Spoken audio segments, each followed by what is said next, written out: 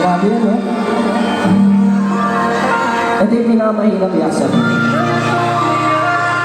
Yung pangalawang bitaw, sabi nila.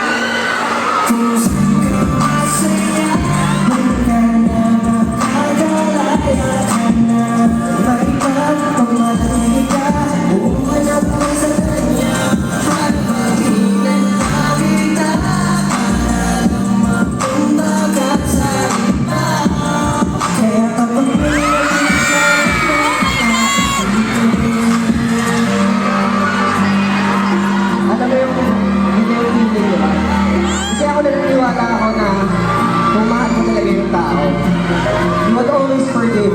Ihahatid mo siya. Kahit ano mo yung mga nangyari sa mga classmates. Importante yan. Hindi masaya ka sa isa. Tama ba yan? Masaya ako kasi nakilala kita.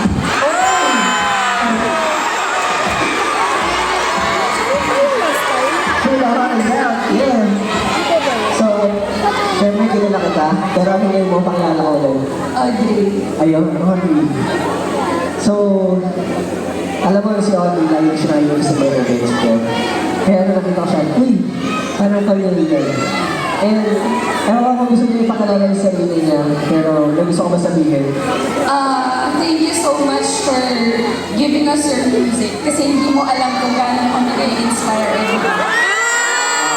Thank you so much, Audrey. Ako din, gusto ko na magpasalamat sa inyo. Siyempre, bawat isa, si Audrey, bawat isa sa inyo kung gaano niyo ako tinutulungan at i-inspire para makagawa ng mga bagong musika. Kaya maraming salamat sa inyo lahat, 18, Philippines, 4, at sa lahat po, salamat po. Thank you so much.